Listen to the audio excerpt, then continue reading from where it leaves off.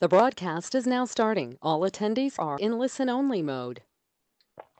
So good morning, everybody. My name is Jeff Model, and I'm the founder here at CG Architect. I want to welcome all of you to our new webinar series as part of our new partnership with Axis Design, along with industry expert Michael McCarthy. So today is the first of many webinars that we're going to be delivering over the remainder of 2017 and into 2018. And we've got a ton of really cool sessions coming up that we hope will help all of you add life to your images and animations with Anima and Axis collections. So before we begin, I want to introduce you guys to Michael McCarthy, who's joining us from Boston today. Some of you may already know his work from the number of books he's written on 3ds Max or the articles that he's contributed to major publications throughout the industry. Michael's also worked with many of the industry's top software developers doing UX design and training, and has also worked on numerous major motion pictures. He also currently serves as the head of animation at Northeastern University here in Boston, there in Boston. So before I hand the reins over to Michael, I just want to give everybody kind of an outline of how today is going to work. All of you are obviously in mute mode right now, but if you have any questions either at the end of the webinar or throughout the webinar, I'll direct you to the questions box of the GoToWebinar interface. Feel free to enter in any questions there. We've got a whole team of people over at Axis Design that are ready to answer any questions you have. And if we don't get to your question throughout the webinar, we'll try to get to them at the very end, and Michael will probably answer some of those live as well. And if we don't get to any of those, we do have a record of all of your questions, so we'll get back to you by email, and Michael will also have an email address up at the very end as well. So let me hand things over to you, Michael, and I hope everybody enjoys the session today. All right, thanks, Jeff. Really appreciate it. Appreciate being here with everybody and having the opportunity to do this with CG Architect. Today we're looking at bringing characters and bringing them life into our architectural renderings using Axis Design software, Anima. So let's just take a quick look here. First, I wanted to just talk a little bit about Axis Design and our goals. We have a goal of being one step ahead so that we can, provide a focus on still life and animated renderings with characters. And we're really dedicated to kind of pushing the envelope so that artists can bring their clients that next level of quality. We do this by focusing on ease of use and quality. We're always trying to innovate and see, what is next? What are artists going to need in their architectural renderings next, as far as quality, output, integration. And when we're dealing with Anima, we're looking for the tightest integration with our partners like Chaos Group's V-Ray, Unreal, 3ds Max, Cinema 4D. And we really want to go above and beyond what is just, hey, here's some, still Fbx models or even animated stuff, and putting that into one of those applications. We really take that tight integration seriously with all these developers and work hard to make it seamless. We're looking to empower artists to meet deadlines with the highest level of quality. And that's really important to me because whenever I'm on a deadline, there are things, that slip. The deadline always gets closer, and one thing I don't want to slip is that quality. And we hope that, a software like Anima can provide artists that level of quality that they can get done really quickly. So let's see, Anima 2.5 is a crowd simulation tool for photoreal rendering and animation. It's developed specifically for architects and designers to be ideal for quick and easily creating kind of stunning 3D animations in less time. If you're familiar with the older version of Anima 1, 2, and the point releases here up to 2.5 have been rewritten from the ground up, and that's so that we can have the fast, really functional UI and interaction with the characters. Again, with a focus on that ease of use and realism. So we're really also, as far as integration, looking to give you guys the chance to work with whatever tools and whatever renderer you want to use. So we get that tight integration with V-Ray, Corona, FStorm, Redshift, Octane, and more. And that's, again, more than just bringing your stuff in there and saying, hey, this will render in any renderer because it's geometry. It's making the materials, making sure the maps are correct, and everything is as tight as it can possibly be, so that your choice of renderer is going to work. One other thing that I did want to mention quickly is, if you were a user of Anima 1, Anima 2 is a free upgrade, as well as 2.5, the point releases. So that's definitely something that you want to look into if you already have that license. Today we're going to be looking at Anima Lite, and I wanted to hop into Anima Lite because I think it's a great place to start. It's a free version of Anima, and it's really great for still renderings, which we're mostly going to be looking at today, and animations, so basic animations that you could do with just a few characters. Anima Lite is free to use for commercial use to create still renderings animations. It has no limits if you're only using the kind of ready posed assets. And if you're doing animations, you have the limit of the 5 characters kind of walking around at a time. And this can be kind of expanded because you can have variation in textures and things like that.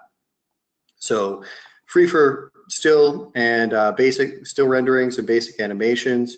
Photorealistic characters from any angle is what we choose, what we want to provide. And that's a little different than some other solutions. These are full 3D scan characters, high-res textures that you can look at from any angle. If your art director or client comes in and they say, we need to change this up, we need to look at this from a different angle, point of view, depth of field, because these are real characters in your 3D scene, you're going to be able to make those changes on the fly and not futz with some things in Photoshop or skewing a character or things of that nature, which I think is really nice. Even though they are full characters, we're looking to have drag and drop with ease. So just put your characters wherever you want, disseminate them throughout the scene very easily. And even with Anima Lite, it comes with a few ready posed characters, about 11 or 13, but you can easily add more through the interactive shop. So you can go up for a few bucks more if you need to pick a couple more seated characters, or you needed some children. You can go up and do that right in the interface. Another thing that I really like about Anima and Anima Lite is the ability to have high quality textures. We can push up to standard, maybe 2K, a little bit lighter if you need something to load faster, or 4K if you need very high res, which I think is good. And you can do that with a click of a button, which we'll kind of see coming up. So that's Anima Lite. I wanted to just jump right in really and give a quick demo. We're going to look at populating a scene with this classroom demo. Even though it's kind of on here last, I wanted to just give a shout out to Pavel Horta, who produced this scene, created, modeled it, and did all the initial placing of characters. A beautiful scene from 3ds Max, beautiful renders in V-Ray. And what we're going to do is we're going to look at that in 3ds Max. We're going to go over to Anima and choose and place our characters where we want them. And we're going to shoot back into Max and get it ready for photorealistic rendering in V-Ray. So let's take a quick look at that. Let me hop into 3ds Max. All right, so here's our scene in Max. You can see that we have this nice interior scene. It's got a lot of detail as far as books and laptops and chairs for people to sit in. And it's really nicely done. It's set up for rendering in V-Ray. So I'm just going to pop up so we can see some of the render settings here. We have some nice area lights, global illumination. We're using brute force and light cache to get that kind of quality we want. And I'm just going to shoot off a quick render here. I've kind of dumped it down for this webinar to a lower resolution and even anti-aliasing quality, just with progressive rendering, and just so that we can get a quick look at how this kind of comes up. So you can see we go through, we build the light cache, and then it starts to progressively render. We get the idea of the light flooding in from the right, and some bounce light in the scene. And as this is kind of going through, let me just pop in to PD Player to look at the final result if we have, you know, that full-on rendering quality. So again, beautiful scene provided by Pavel. Some really nice textures, nice high detail going on here. We can see the light streaming in again. And as I go through, oops, hold on. As I go through each shot, you can see these are stills that we might want to choose so that we can get some more interesting angles, see more of the room, understand how people might work in the room at their desks, if it's a classroom scenario, understand how the light coming in from the left might impact the room and things like that. Maybe even some close-ups on how people might be working. And these are all really great renders that I would be happy to send a client, but they're missing one thing, and that's the life, that's the people. And it's really important to be able to add these to your scenes. You know, in a lot of cases, we've done all the work to make this really high quality renders and showcase the space, but showcasing the functionality and really bringing life to the space is important, and just it gives the client an idea of how it's going to be used and how people will interact in there, and it really adds that next level, and that's what we're looking to do. So to do that, let's hop back over into 3ds Max. I'll just close this render out for the moment. And what we want to do is take our geometry and we're going to bring it over to ANIMA. And we could do this either by selecting all the geometry we feel like we're going to need to interact with our characters. So you might just go in and select all the walls, as I'm doing here. And of course, we'll need these seats as well. And potentially the floor. And that's probably going to be pretty good. And in Max, you might want to make a selection set for that. And you could send that over. That's going to be a little lighter weight and a little faster. You can also just send the entire scene. And if your scene's properly optimized, that's not going to be too much of a problem. And that's what I'm going to do today. So I'm just going to go to the tool icon or file icon and go to export. And if I had that selection set, I could export selection, but today I'm just going to export the whole scene. So let me just go in here, export the whole scene, and I'm going to go to my webinar folder. And you can see I already have the FBX here, but I'm going to go through the process of showing you how we're going to save that FBX out. So just choose Autodesk FBX, all right, and we're going to be presented with this dialog. Really not much that we need to do in the way of this dialog. One thing that I might mention here is under advanced options in the FBX dialog, it can be good to adjust this version. So currently Autodesk has made some changes in 2016 and 17 FBX file format, and it's probably a little bit better to use 2014 and 2015 right now. In the next couple of weeks, we're actually going to have an ANIMA update. That'll be 2.6. And in that update, you'll be able to use any version because we will have updated to this setup. But for now, if you guys are working, you probably want to, or if you're following along, you may want to export your scenes with this 2014 and 15. Just a little note. So then we can say, okay, and that's going to save out the FBX. I've already have my FBX saved, so I'm not going to bother doing that, and we can cruise over to ANIMA. So when you open up ANIMA, you're going to get something that looks a lot like this. The default scene has a little ANIMA logo, and we have some people kind of walking around in it. So you can kind of see, we won't have full motion playback because of just the streaming of the webinar, but you can kind of see some characters walking around in here. And the first thing I'm going to do is just make a new project. I'll go to Project, New, and I'm going to call this Classroom. And you can see it's saving in my user directory. One thing I want to make sure that I've chosen properly is the units that I'm using in 3ds Max. So in this case, I've chosen meters, and we'll see that in a couple of times. It's really important that we have one-to-one as far as what units we're using, so everything matches up. So I'll stay new here, and we should just have a new blank scene, which is fine. I'm going to click on open, and then we have our blank scene. So the first thing we want to do is import that Fbx model. I'm going to right click on the background here, and it's going to give me an option to import background model. I'll go out here, and I know that my background model is in exported models, and here's the Fbx. So I'm going to open this up.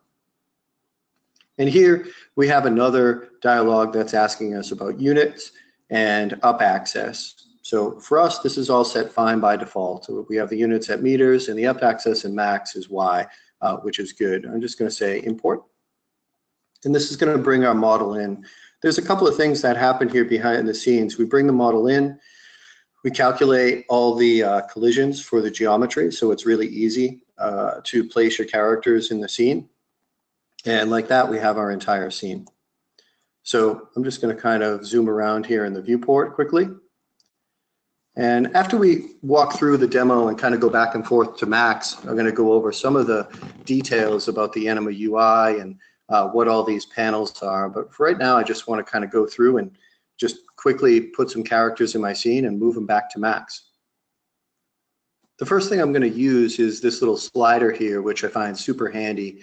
If I drag it down, you can see it starts to cull away the geometry. And because we didn't choose just specific objects and we chose the whole scene, that's something that we'll want to do. So I'm going to kind of just bring that down a bit so that it's easy for me to cruise in and zoom in on the scene and decide where I want to place my characters. This is also really great if you have exterior scenes, multi-level buildings, so that you can place people on different floors or different terraces. You could just bring that model in and you can kind of cull it down until you get to the place where you want to place some people. So now we have our model in here. We're all set to add people. Over here in the library area, you can see we have all of our actors, and we have a couple of different turn downs for that. We have our rigged characters, which we're not going to be using right now, and we have our ready posed characters. So I'm going to just bring down here just to show some of my ready posed characters. So you may have a few less characters than I do here. ANIMA LITE comes with 11 ready posed characters for free, and I have a few more here that I've purchased off of the site, and you know, that's I'm going to actually show how you can do that as well. If I just grab one of these characters and drag and drop, you can see that I could just place them anywhere in the scene. So if I want them standing on top of the table or the chair or wherever it is in the scene, I get nice interactive feedback. This guy can be the teacher, so we'll put him up front, have him stand over here, and I'd like to suggest that I'm a little bit more friendly than this guy as far as the teacher goes, but some of my students may disagree. So let's pop a couple more characters into the scenes. If I find any of these really useful, I can right click on the character and I can say add to favorites, which is another turn down that you have here. And I've kind of already done that for some of the ones that I thought I might use. So I have a little favorites in here. And when I turn that down, you can see a bunch of kind of favorite characters that we can add in. So I'll just rotate around and zoom in a bit. And we'll grab a couple characters to place in the scene. So maybe I'll grab this guy and just kind of place him seated there. So he's kind of watching, seeing what's going on. You can see he's seated nicely in the area. We might go and get this girl. She has her kind of legs crossed, and maybe we'll put her over here on this chair. And we can easily just kind of click and rotate if we want to position her so that she's facing the front of the room. And maybe in the back here, I'll grab this guy. He looks a little disinterested, but we'll kind of pop him in his seat. And maybe move him back. There we go. So you can see you actually get a pretty good feedback as far as if there's going to be any collisions or problems like that, and you can easily place the people in the scene. So here's a bunch of seated characters, which is working pretty well. I'll add maybe this girl back here. Just kind of drag and drop. And if you have only a few characters to use, let's just say, you know, we only purchased a couple of those characters, you can actually reuse them pretty easily. So maybe if I take this guy and sit him over here, and maybe I'll face him over this way and kind of position him. We have an option. You see that there's a little bit of texture variation between the two characters, and with a character selected, you can look over here in the properties panel and you can adjust that texture variation. So this allows you to get a little bit more mileage out of the characters that you have. And you know, if it's not clearly, you know, maybe he's not facing the front of the room and that's not the camera angle I'd be working with, then it's really easy to add, you know, a multitude of different characters that would have those variations. And if you're even just using one of the characters, like this girl here, maybe you decide that she would fit in a little bit better with some different texture, you can kind of do that. So let's add one more character here. This girl looks like she's kind of hailing a cab, but she could probably be grabbing a book too. So we'll pop her over here. I'm just going to zoom in. And yeah, she looks like she's kind of grabbing something from that library, which will be kind of useful. I'll select her and just rotate around. Make sure I have kind of a good angle on that. And that's really the basic process of populating your scene with these ready posed characters. You can go in, add them wherever you want, whether they're seated or standing, and then we can take the characters back over to 3ds Max. So I did say that I was going to kind of talk about if we wanted to add more characters, and you can do that. You can see in any of these libraries that you have the little cart here. I'm going to click on this cart, and that's just going to bring me into a little kind of purchase online shop mode and allow me to see some different characters that I might want to add. So you can see online shop, ready posed characters, and I can just kind of click through, see if I needed more seated characters. Maybe this guy would be more fun and friendly at the front of the room, or maybe I need somebody who's shopping. And you can see there is a large amount of different characters that you can get, from men to women to children, different poses, different stances, different hairdos, which is really great.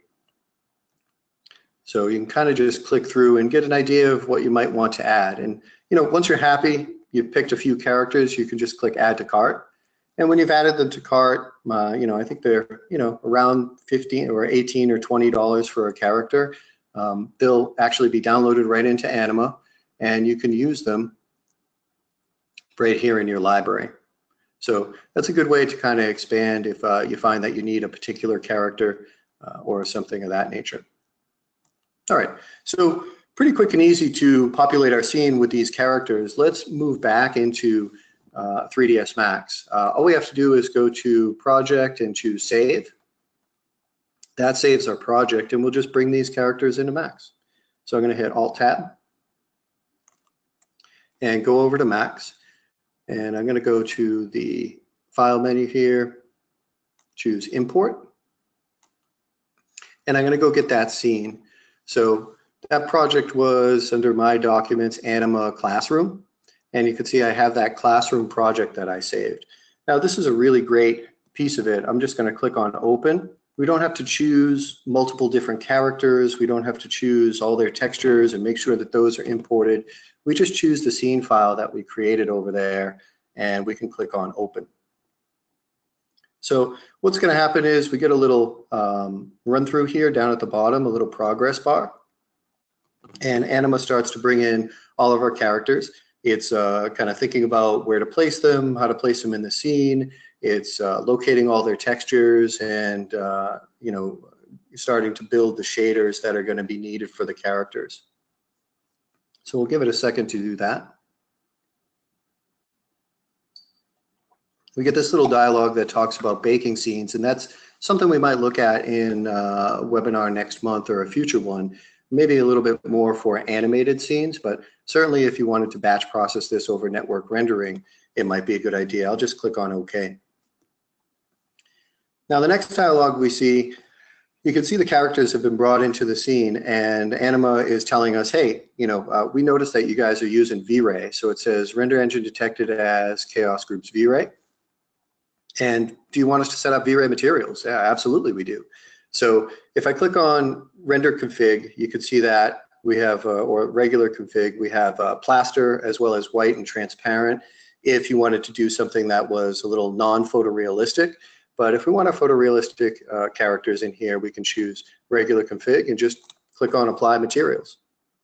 And what this is going to do, which we'll see in a minute, is go through and it's going to apply V-Ray materials to all of our characters so that that tight integration I was talking about earlier is going to work. From here, all we have to do is click render. So I'm going to click render, and we'll see our characters as well as their materials are all populated into the scene. And because they're real geometry, high-res textures, so on and so forth, we're going to get great, reflections and shadows and depth of field, and we can change our angles to pretty much whatever we want. So you can see we get a good update there of what's going on in the scene. And if I want to rotate to any other angle, I can. I'm just going to pop over to kind of show the final renders. So here we are here. We have those final renders of the scenes without our people. And then if we push over, you can see, well, we have a few more people. We have a lot of the people that we were working with just now. So this girl grabbing her book, and the girl over here cross-legged in the scene, as well as this gentleman in the back and this gentleman are all there. And these are the characters we used, or Pavel has used for his final renders to kind of get that quality. And hopefully you can see, I mean, this is truly breathing life in the scene. We can really get an idea of what happens in this space, how the people fit, how they interact, what they might do in the space, which is really great. That teacher at the front is still a little perturbed, but that's okay. We didn't end up replacing him. We can get shots from different angles where, we can really get the better feeling of what the light in the space will be and what that light is going to be on characters themselves, which is really nice. So I'll just kind of cruise through and look at a couple more of these. Just going to pause on a few of them so that they come through with the webcast. Another great option is, the fact that, let's say this was more of a product shot like we see here, and we needed the characters in the background. Again, things like depth of field and all those different, if we had different focal shifts in our camera, those are all going to come across with these characters because they're all real high detail characters. Let me kind of cruise through. Let me just go back a couple images.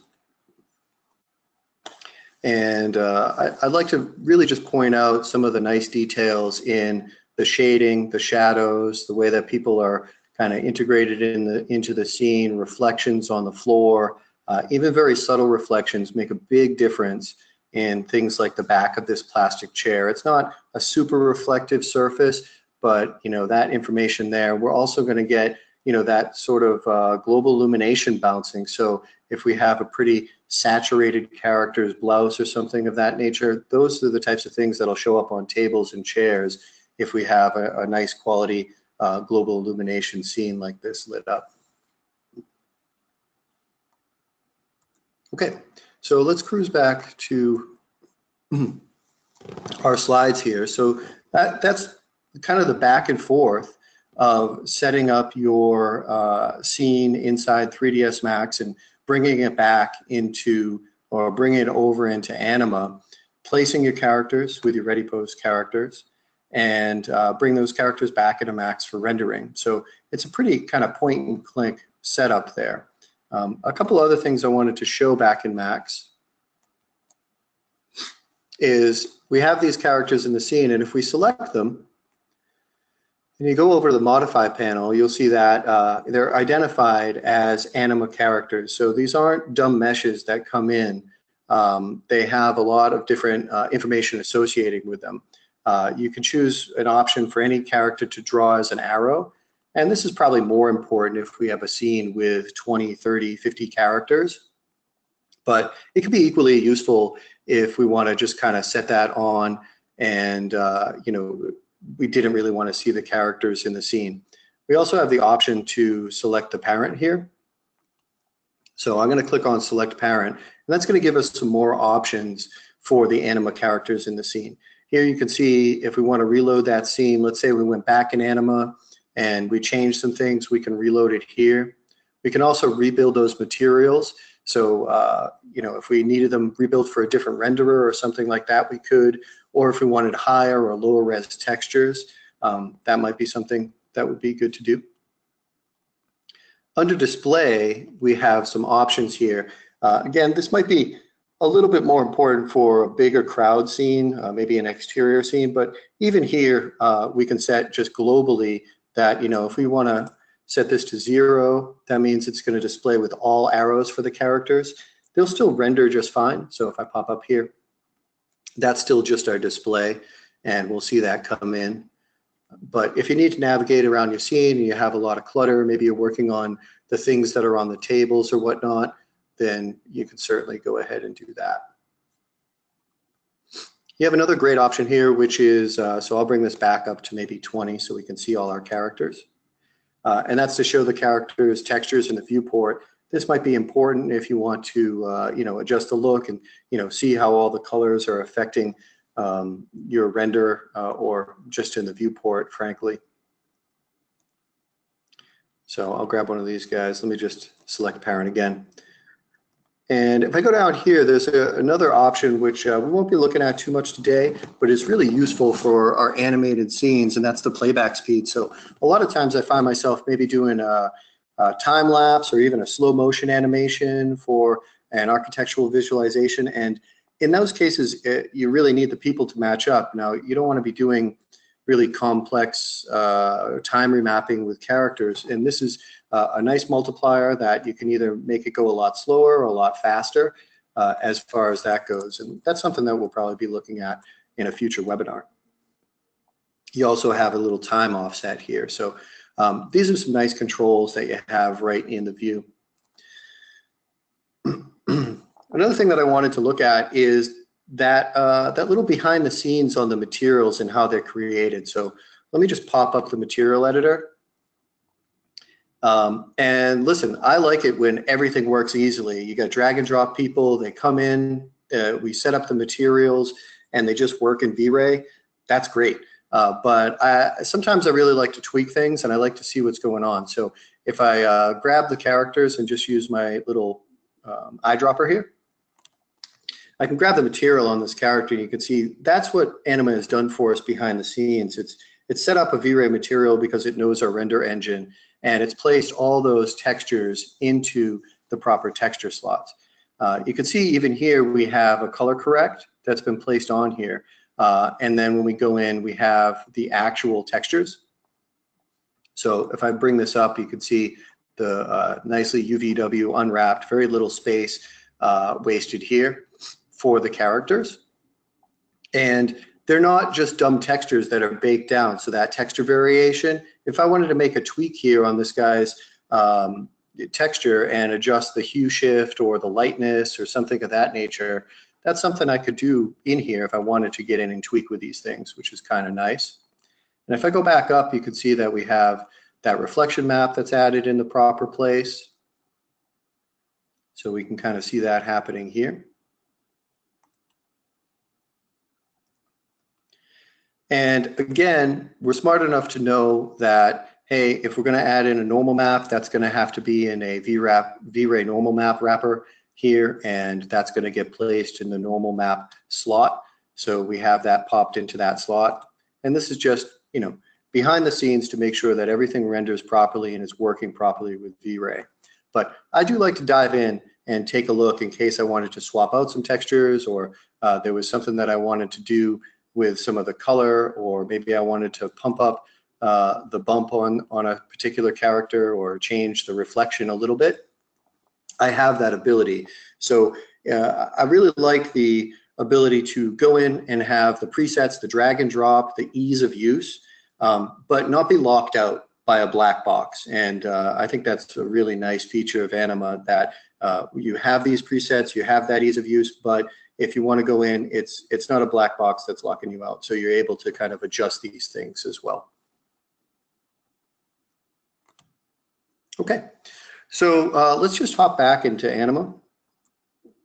And as I said, we're going to kind of take a look at a little overview demo so that when you guys go home today or back to work, you'll understand a little bit about the UI, understand about playing with paths, and even doing some animation inside of Anima. So we're going to look at the general UI, the navigation, all the actors in the panels and motion clips, as well as how to draw paths and path creation there.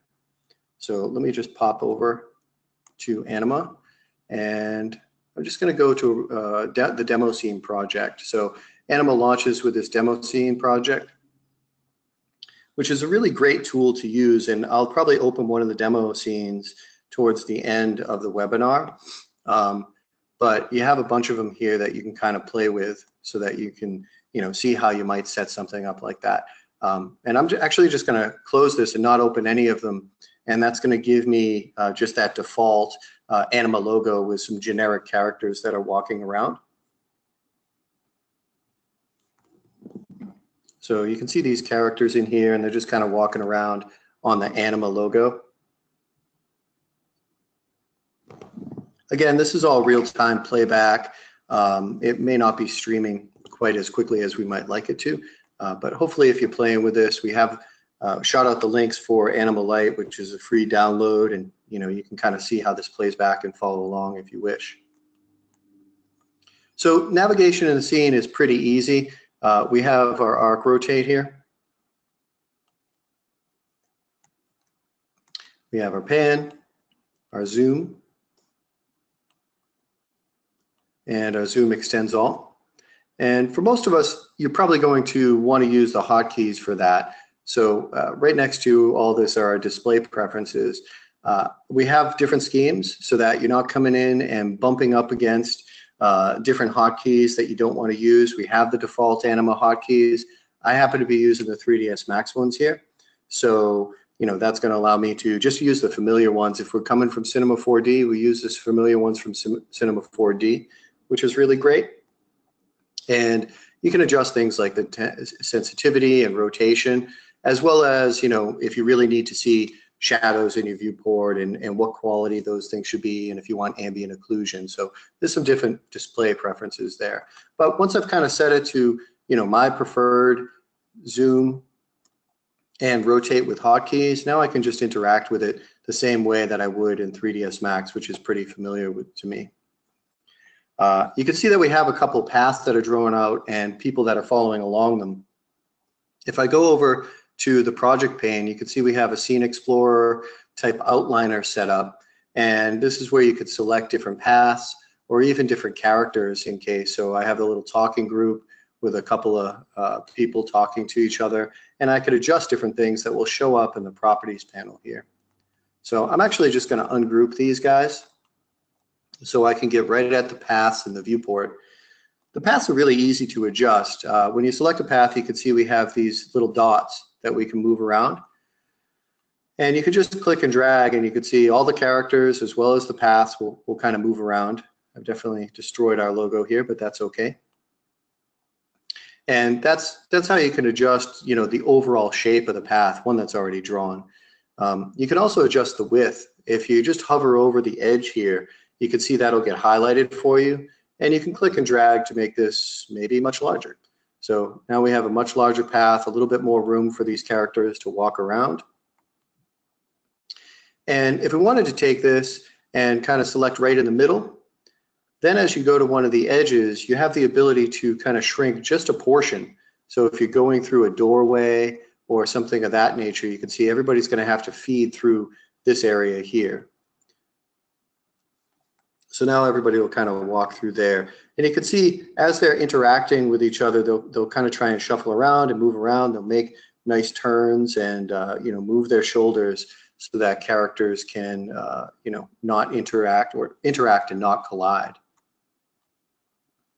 Now, these are all generic characters, which is just the default for this particular scene. But any of the characters, we can go into the rigged character setup, and we can drag and drop these characters onto anybody to kind of change it up. So if I wanted maybe that gentleman to be there and this gentleman to be right there, then these guys are hanging out and they're talking. So we'll just zoom in on them and see what their conversation is about. I'll press play. And you can see them just kind of interacting with each other, walking around, moving around, kind of nodding their heads.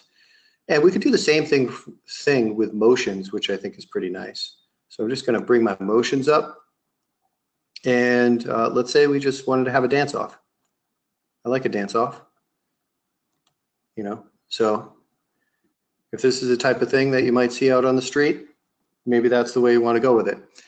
Or if we go into the motion clips, we can type standing, and this will give us all the different standing motions that we have, which there's quite a few. I might just choose standing idle 2 here, and that's going to bring it up in there. So it's a really nice way to kind of sort through. So instead of the dance off, I'll have this gentleman standing here. And you can see his arms are crossed. So maybe I'll try another one. Maybe I'll just do a little pose mirroring here. And here's a arms crossed standing one. I can drag that to that gentleman if I want to. So pretty nice. You can set up your characters, push them where you want. And if you want to either swap out the look of them, like so, you can do so. Or if you want to swap out their motions, you can. You can see in the motion clips, I'm just going to kind of get rid of that search. But this is also broken down into little turn downs for walking, running, what you might be doing at idle, if you're on an escalator. So you have access to a lot of different motions that'll work with all your characters, which is pretty nice. All right, so I'm going to zoom back out here. For the most part, we've been dealing with these paths. I'm actually just going to delete this one. I'll just press delete. And I want to look at creating a path. So over here we have a couple of toolbars. We have just kind of our move, select, and transform tool, and that's if we want to select any of these characters or groups, and we can move them around to wherever we want and rotate them. Or the things that we did adjusting the paths. And then you have your path creation tool. So creating paths is pretty straightforward. You can grab the path creation tool and just click and drag. So I'll click here. You can make some corners, and like so. And right now we're just in a scene with no background, but if we do have background geometry, these paths are going to follow the surface of that background geometry. So whether it's a sidewalk, stairs, or some sort of incline, you're able to just draw these right on top of that. And just like the people, that collision detection will kind of pick up. And that's something that we'll be looking at in the next webinar when we're doing an exterior scene. But this is how you go about creating that, and you can do all the adjustments that we talked about before. Now you can see we don't have any people on here, so if I select the overall path and I go over into the properties, this is where we can generate some people. And we could do this in a couple of different ways. We can decide how many people we want, and which I've done here under the actor count. The default is 5, which is fine, and just say generate. And it'll go through and it'll just generate our 5 characters, okay? And they're kind of walking through. All right, and you have a few presets, again, that you can use at the top here. So if we wanted them to follow more of a straight group, we could do that. I'll click generate again. And now you can see like ducks in a row. These people are following pretty straight. Okay. And if we wanted to adjust them so they're a little more staggered, we can do this. And one thing I'd like you to take notice of is as I'm doing this, we're able to see the changes that happen down here under the crowd section. You can see what's changing as far as animation phase, cross distribution. These are all kind of technical things that you might deal with, but again, I really like the fact that we have some presets and we're able to click those presets and see exactly what's going on. This really helps discoverability and learnability. So if I grab a little gaggle of a crowd and click generate, then people will be kind of grouped together a little bit more. And down at the bottom, you can see there people are going in both directions here. In path properties, we can say, hey, we really want you to only go forward,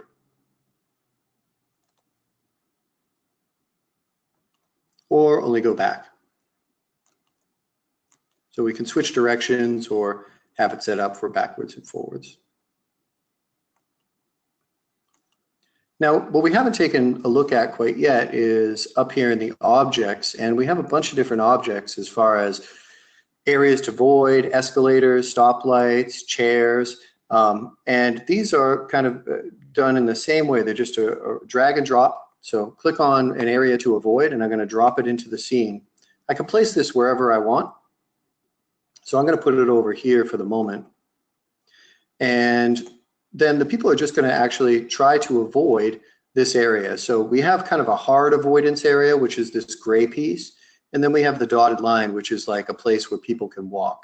So this may be a little bit too big, but there's no need to activate or do anything like that. You can see this guy stops, it turns around. But once they have a little bit more information, maybe I'll make this a little bit wider, then they'll be able to kind of avoid that.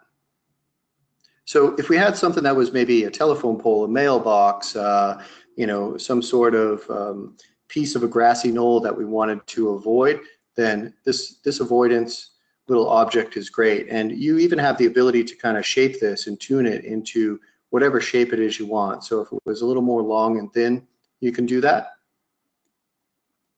Okay, so maybe it's just this one area here. And now they'll go through and kind of avoid that area. And if we select this icon itself, you can see in the properties panel here, we can adjust things globally. So if we wanted a bigger or a smaller radius, we could bring that radius down. You can adjust how many different vertices you want. If you just wanted a square, then you can set the vertices to 4. If you need something really pretty complex, you can bump it up there. And as you see there, you can position it using numerical transform if you have something that you really need to do there. You can also adjust that hull offset, which is kind of the amount of area that people have to be able to try and avoid it, which is really great. And that's kind of how it goes for most of the stuff up in the objects. We'll be looking in the future at things like seats and escalators, and if we want to create an area of people, we can just drag and drop that area. And this is a similar setup where we can adjust the shape of this area to anything that we want. And kind of like a path, we can populate it. So we can say, hey, I want 5 people on this. I'll just click on generate, and then 5 people will be kind of hanging out here, just standing around, talking to each other, doing different things. And if we're not happy with the motion or something on somebody, again, we can go here and we can set, so square will be for the kind of square kind of grid that we have here. So wasn't too happy with that guy's motion, so I'll just drag and drop it on him. And there, I'm a little more happy with that. So the drag and drop functionality works really pretty well. But if you do need to go in and just select a particular individual, then in the properties, we do have the ability to kind of dig down and see what's going on with each one. So if I go to that square clip, you can see I have that standing idle for this guy. If I want to go to a drop down and pick anyone from here, I can. So maybe standing smoking, I can do that, and we kind of cruise right through. So that's kind of the general interface and a little bit of an overview so that when you go back, you'll be able to get started understanding what is in objects. We looked at the libraries. We have both our rigged characters as well as the ready posed still characters. And if you wanted to add either to favorites, you could add them to favorites there. We took a look at purchasing more of these online if you want to. There's a huge amount that you can grab online, which is really pretty useful. And we took a look at the motion libraries, how you can search through them or just kind of go through and drag and drop those. Over to the right, we looked at our project panel and how you can kind of go through very much like an outliner type of view, and the properties panel. So I'm actually just going to kind of go up. I really do suggest, maybe as a takeaway, when you go back, you look at some of these demo scenes if you want to get an idea of how you can create some more complex scenes, maybe before, hopefully a good amount of you will join us for our next webinar when we do an exterior scene. But you can kind of click through, and we even have an Evermotion scene, so scenes with just ready posed people, kind of a small town type of dynamic, and you can kind of see what's going on. So I'll just kind of click this one and open it up. And let me just go back to my ANIMA overview. So yeah, so we went through all of these, the general UI and path creation, modification of the path, and creating areas. I think, as I discussed before, in ANIMA Pro, you don't have any limits on the amount of characters that you can have rigged. It ships with the 25 characters with no limits, and you get those 13 ready post characters. So if you're doing some more significant stuff there, you may want to kind of upgrade there. And we'll take a look at this what's next slide in a second. But so here's a nice little demo scene that you can play through. I'm just going to click and play through. And let's look at some of the stuff that we already kind of created. So a basic path here with some characters and the people generated on it. We have some avoidance areas. So everybody that's on this path, is going to want to avoid the people who are sitting at tables. We have some tables sitting there, a path with some characters walking up the stairs. All right. So let me just quickly check where we are for time, if I can. And not quite seeing that there. Oh, there we go. Okay, so we're going to kind of break for some questions here quickly. Before I do that, I do want to talk about what's next. So as Jeff mentioned in the beginning, we're thrilled to be working with CG Architect, and presenting how you might use ANIMA and bring life to your architectural renderings and scenes. We're going to have more webinars coming up, so please stay tuned. In those webinars, we're going to look at crowds and character interactions, things like stairs and escalators, characters seated in places, render-specific integration, so what you might do with V-Ray as opposed to Arnold. We'll have maybe some real-time workflows with Unreal, which would be really exciting and interesting. If you're following some of the Unreal webinars that are also happening at CG Architect, we might have a little bit of cross-pollination there, which would be really cool. And some exciting new feature developments this year. In about 2 weeks, we're going to be releasing that 2.6, which will have the Fbx update we talked about. It'll have Arnold support. As many of you know, with the latest version of 3ds Max 2018, Arnold is the default renderer, and we want to make sure that we're as well integrated there as possible. Linking props inside 3ds Max, and a really nice Fbx speed up. So I'm going to hand it over to questions. My email is down here at the bottom, which I'll probably just leave up while we take questions. So if we don't get to something, or you think of something on your, when we've gone back to work, please feel free to shoot me an email and let me know your questions. We'll get back to you as soon as we can. All right, so I think it's that's a good time to maybe open it up. I know we don't have a ton of time left for questions, but and hopefully Diego and Carlos and the rest of the team have been answering you guys over text. Yeah, so Mike, questions have been, the teams have been pretty busy answering questions and posting them back to everybody here. So I think there's only a couple left, but maybe we'll stay online for maybe 5 more minutes and sort of see what comes up. Yeah, that sounds good.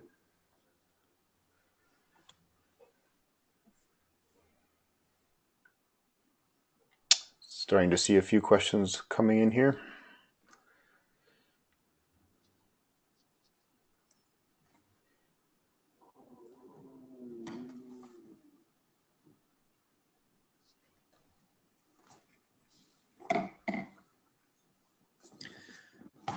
So actually, one question I got from someone who was going to attend the webinar was about importing your own people and assets, and that's something you totally can do inside of Anima. We actually have a really nice video that Carlos has just made that's going to come out on that soon, and we have some good docs on how you might do that and how you can retarget your own characters. So you know, if it's a different sort of character that you want to be working with, that there isn't one created for you in the Access website. Those are things that you can do if you have kind of a special circumstance where you want to bring in your own characters and have them use the motions there.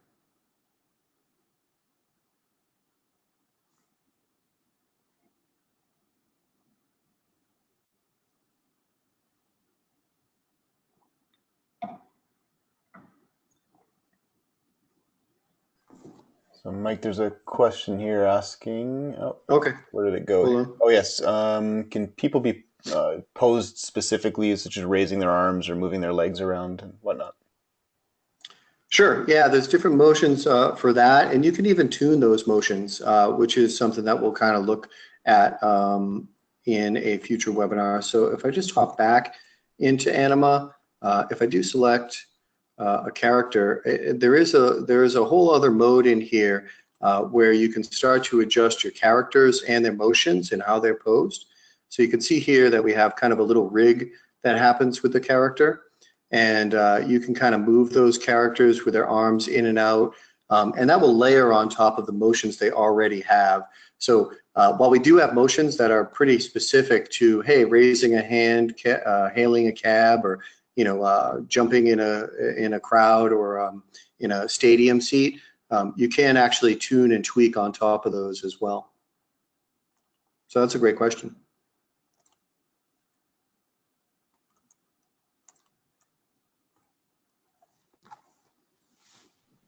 There's a couple questions on here just more related to the overall webinar series, so maybe I'll just address those now. So some people were asking how often we were going to be doing these webinars. So right now we have them planned almost every month. This year we're going to take a little bit of a break over the summer and then towards Christmas. And then into 2018, we're still kind of looking at that schedule, but we're looking to do that probably maybe every other month through 2018. So we definitely have a lot of webinars coming up yet. So. I believe after this, we're going to have a little bit of a survey that might ask some questions that could be helpful too, as far as what we show in the next ones. We do have some pretty good plans of what we're going to show you guys. That's going to be really exciting stuff. But we're always looking for great feedback. So if you do hang around, you can do that if it's right after the webinar or sometime later. We'd love to get your feedback on the things you'd like to see, things that you like, and there's even probably some questions in there about, what are things that you really feel like you want implemented. Again, we're always looking at, what are artists out there need next that's going to bring their artwork to the next level. So any of that feedback is really, really welcome.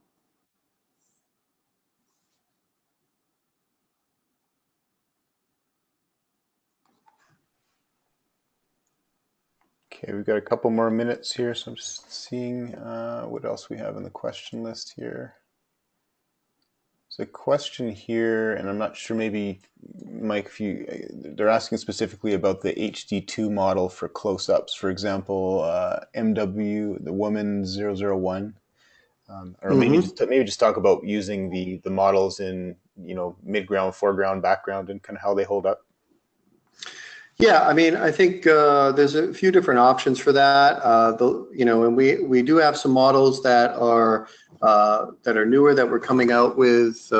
Even we came out with a bunch last week that are really pretty high-res models that will survive very well, I think, in the foreground. I think the ones that we showed here are definitely doing really well, pretty close up, and the other thing that you can do is, of course, like I talked about the texture sizes, is you can adjust your characters if they are background or mid-ground characters, to be have a little bit of lower res texture. But if they're going to be right popping up front, you have that option for a 4K texture, which is giant, which can be really nice.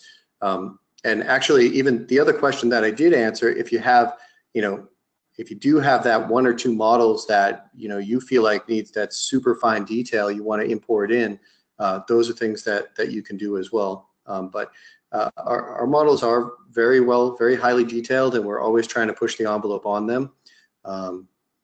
Yeah.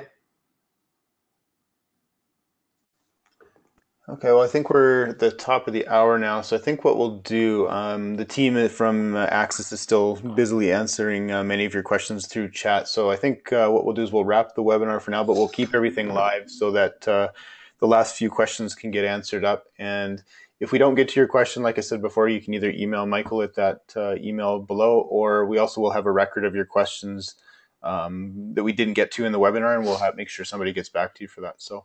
I want to thank Michael for a great presentation today, and thanks for the Axis team for helping all the questions, and I guess we will see you on the next one.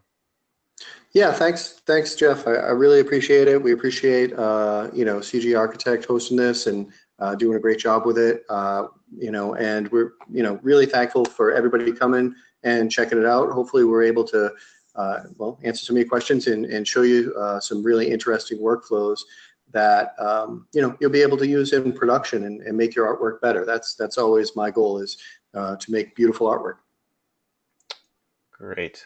Well, thank you very much, everybody. We're going to put everything on mute, and we'll, like I say, we'll let the questions kind of roll through for maybe the next 5 minutes, and then we'll shut everything down. So have a good day. Bye. Great. Thanks again.